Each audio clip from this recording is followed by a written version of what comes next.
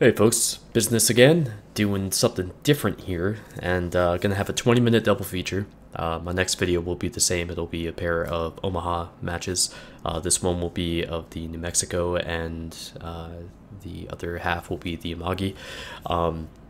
Just starting off here, we're going up against two Iowas and a Zumo, a Nagato, and a New Mexico, with 5 New Mexicos and a North Carolina on our team. So Kami, Jason, and I are all in New Mexico's. I freaking love this ship. It is awesome. Just wanted to show you the board there and also the chat, because that's basically how all the the matches like this end up, as far as, you know, how people get it into their head that they've already lost, when that's not the case at all. You know, these ships, especially the New Mexico in particular, can be quite capable, and I really like this ship. It's actually my highest average damage ship, other than the Mogami. Well, actually no, now the Amagi.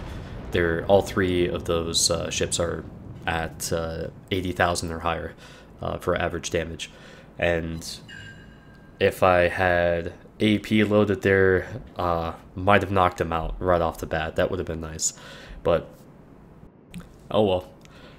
Forgot to do that at the start of the match, switching over to AP. So won't make that mistake again, at least not this match. But yeah, so my idea was initially to run up around the northern part of the cap circle, but once I saw how they were moving, I decided to push towards the center and go on the southern end of the cap circle. The reason for this is because, you know, now this is assuming that your teammates are gonna do what you're hoping they're gonna do, where you know, they're on the cap already, so they're kind of drawing the enemy in because they have to, otherwise they're gonna lose. If you can get their attention split, you're in a really good spot, and especially against Iowas, because the only way to play Iowas, obviously, these days, is to point your Iowa directly at your enemy and not move. It's so stupid and boring. I hate playing against Iowas, so I love when I get the chance to kill them, though. It's until that superstructure bug gets fixed, and that's not just the only reason. It's the overall armor of it, and the way armor works in the game is kind of, it kind of makes these high tier battles more like that, and I don't really care for it. But the Nagato's got his side to me, and I don't know how the hell I missed that, but you know, he's only got a few hundred hit points left, and send a shot off to him, try to hit the Atlanta while I'm at it too, see if I can get any damage, try to maximize my my turret's abilities here. But I'm using this iceberg to position myself closer to the Iowas and also the Azumo, which he's right over there, and he's got his shots coming. I saw the flash and everything, I know they're coming, so I'm turning right and trying to make sure my armor's angled well enough that he's not hitting you know, a particularly flat surface. And since he's on his reload, I have no problem swinging my back end around to get the other 2 turrets up and get some shots down his way. And the thing is, I was kind of surprised. I mentioned this in chat that I did, you know, particular damage to the Azumo. That's not because I penetrated, it's because of the fact that I penetrated while it was pointed towards me. So that was kind of odd to me. You know, especially for that ship, it should be, with all 3 turrets up front, at that angle, I didn't expect it to do any damage. But, so, I have all these battleships very close, and I'm just trying to make sure that when I expose myself, there's 2 things that happened. This Iowa closest to me has fired, and is on his reload, so I have, you know, 15, 20, 25 seconds to try to maneuver and get out there and have my the bow facing him to minimize the damage. But also I want to make sure that we have enough of our ships going to where you know, it's not a meat grinder. You know, each ship that's going out there is getting killed, you know, right off the bat, and then the next ship, and then the next ship, you know. And I felt bad because at this point I am trying to get this damn ship to get moving again because I didn't want this guy to get killed and make it seem like I was trying to wait for him.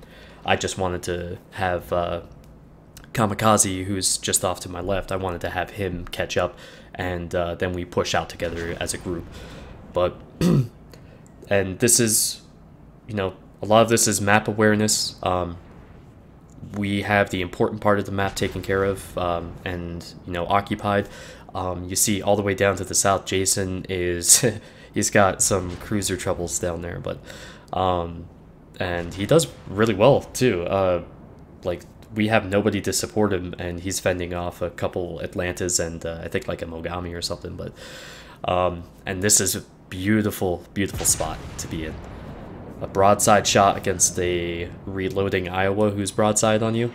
So nice 27,000 damage salvo there, and I mentioned it in chat because I want to have that one focused. So we know that he's heavily damaged. You know, send your shells towards him. And Kami is lining up a shot, but doesn't have a chance to do anything because he goes behind the iceberg. Meanwhile, I flip my attention around to see what else is happening here. We've got our Miyoko. He's charging in like a damn bull against this Iowa, and I love seeing that. So this Iowa's put himself in the spot where he's getting surrounded, and that's exactly what is so stupid about this playstyle with the Iowas currently. It's great if you're doing those long engagements, but boom, he just lost a crap load of health. Kami managed 44k, and I took care of the rest. So pretty quick way to end anybody's game is if you're broadside to two New Mexicos. So it's just a good ship. But I really thought the Miyoko was going to ram the other Iowa here, and you can see that I'm not bothering paying attention to him at all. Like, it's a foregone conclusion that the torpedoes or you know, concentrated group fire is going to take him out, and I'm not worried about it at all. So just trying to get the fire breather, the Cleveland over here, and good hit. I was hoping for more, honestly. So second Iowa's down, the Izumo is running for his life, and the New Mexicos are coming after all. You can see in the top left here, I actually, just prior to the replay, I just installed the latest Aslane's mod, and it has a damage counter with the time, like the actual clock, not just the in-game timer. So pretty nice addition there. And for whatever reason, I'm sorry, I did not take screenshots of the results of that, and I feel like an idiot for it. So now the second part of this is one of those honestly, I have no idea how the hell this happened, and I'm so happy it did happen this way, just because it was a lot of fun, and it was some of the most fun I've had in this game in a couple weeks. As far as just a crazy match, and the team came together, and you know, the previous match, definitely the team did a great job there, making sure that, you know, we were aggressive, because you know certain things about most players is that they're going to play passive with their higher tier ships. So capitalize on that, and, you know, take it to them. Don't let them sit back and just do all sorts of damage to you. And that's actually one of the things I'm fully anticipating with the Tirpitz, is with the torpedoes on that. All because of the torpedoes on the Tirpitz. I fully expect a lot of bull rushes with groups and divisions. I imagine it'll be a bit of a madhouse for a few weeks until that dies down. But anyways, targeting the Izumo, and did some good damage on that first salvo. Just trying to angle away because I know this eye was lining me up, and just wanted to get off a salvo real fast and try to start turning away. And of course, you know, he turns in towards the shot, so I do practically nothing to him. But it's taken longer than I figured for his salvo to come in at me, so while I'm reloading, I'm just starting to pull to the right, and right when I start, shit, he's fired. So I'm frantically trying to pull back to the port side to make sure that I don't get hit too flush, and luckily I bounce, so that's good. But so we have, I just wanted to mention, Kami and Jason are in North Carolinas, and I've got the Amagi because it's a better ship, and I don't care who disagrees with me. I like it better, whatever. The Izumo is just starting to creep out here, so since he's going so slow, that was a poor shot. I should have done it a little further back, but I do manage to get some good damage on him though, almost 21,000. Still waiting to do a multiple citadel penetration against an Izumo. Every time I aim under those turrets, I only seem to get, you know, one citadel. But anyways, he's definitely going down here and gets so close to just taking him out, but he lives for a fair bit longer and knock out one of his turrets, which that's got to really suck, being only down to 2 turrets, especially if you're aware of the arrangement on the Izumo. The 3rd turret is like the wonky Japanese type that's facing backwards, so if one of your 2 front turrets are the ones knocked out, and having to coordinate your shots between like a normal turret and the backwards facing turret, and that's it, that I'm not looking forward to the Izumo, let me just put it that way. But I will try it out, and you'll get to see the fruits of my efforts here, you know, sometime in the next few weeks. There's really not that much more to do in the game currently, so I am open to suggestions for videos. I did want to try something different, like with this video and the upcoming Omaha double feature as well. You know, just 20 minutes of gameplay, and you get to see some really odd matches and, you know, some crazy action, I hope. But looking at the map here, we've got a good group balled up, ready to start pushing forward. Their only destroyer has been knocked out. I would not normally push this way if there were destroyers. You'd want to obviously swing a little further out, but considering that we have nothing on the other half of the map, the eastern half of the map, it's important for us to continue forward and not waste any of our effort that we've already placed over here. So we might as well follow through and make something happen. We do have our destroyer going up the gut, and that's an important part here too, actually. You know, taking advantage of the fact that they see basically all of our ships. They can assume anything about the destroyer, whether he's on the one line going north or going around the map or through the middle. But I like the fact that they don't know. So that's a pretty good thing for destroyers to do, is to just try to get behind enemy lines and wreak havoc. So we had a really good player last night do that too. So that was fun. But anyways, splitting my turrets here, so my front 2 at one target, my back 3 at another. I was hoping for more damage, but you know, 15, 20, 25,000 between the 2 targets, that's pretty solid. So now I have 3 cruisers on my flank, and nope, now 2. I really need that Mogami to get taken out, because I've played the Mogami. I know exactly how dangerous it is for a slow-moving battleship. and almost another cruiser down. And if you consider the position I'm in right now, you see the Iowa's off to the left there. He can't hit me or really anybody that's within, like, all those guys. He can't hit them. So we're able to focus on the cruisers that are popping out and getting, you know, the ones that are exposing themselves, and we're taking away his support so we can move in against him.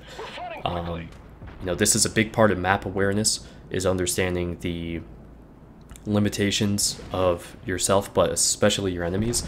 You know, this again would not be a spot that I'd ever be in if I were in if there were destroyers still active. And nice, wiped them out right there. And yeah, they have a lot of torque capable ships, but for the most part they've been at 10 kilometers or greater. And there are a couple instances, of course, where we've had them come up a little closer, but you know, nothing's really come up from that, at least, so that's good. Jason is pushing forward, and he's angled against the he's angled against the Iowa, so the Iowa's going to be focusing on him, or as I find out later, Kami. And this is a really important part of the higher tier matches, where you're against the, you know, tier 8, 9, 10 battleships. You're not going to damage them through the front, and a lot of times you'll find them in that position where they're facing directly at you, and you want to, you know, basically in this instance, they have in Iowa and then Nagato. Jason and I have, you know, the Amagi, the North Carolina. These guys aren't the problem right now, it's the cruisers. If those cruisers are running amok, if they're able to come up on their flank and, you know, obviously set us on fire, send torpedoes our way, it exposes us to far more dangerous situations against the battleships. So if we're just positioned like this and taking care of everybody else, these guys are losing every bit of their advantage. And I was rather surprised that the Iowa decided to take that turn like that. I really wish I had my shots loaded from my front turrets at that point right there to take care of him, but oh well. I'm just throwing fire down against that Mogami, try to keep him moving and slow him down, but instead I just kill him, so that's good too. And they still have, yeah, they have both of their carriers still active, so, but Woe 9 has done a pretty good job of shutting them down. And obviously if we're running through the channels there, the islands, we sitting ducks for all the torpedo bombers and whatnot. But the Iowa decides to make another turn again, and that ends his game. So always happy to sink an Iowa. And let's see, all they have left are another carrier and this Nagato. I decide to break to the right to try to give some more AA to Jason over here, and luckily pretty much all these torpedoes are way off the mark, so that's good. But decide to see if I can send a salvo towards their carrier, but I lead him way too much. Should have been a decent segment to the left, I guess, but yeah, poorly done there. And just watch Jason take this Nagato out. But generally, this all happened because of good teamwork and map awareness, and I was really impressed by this team.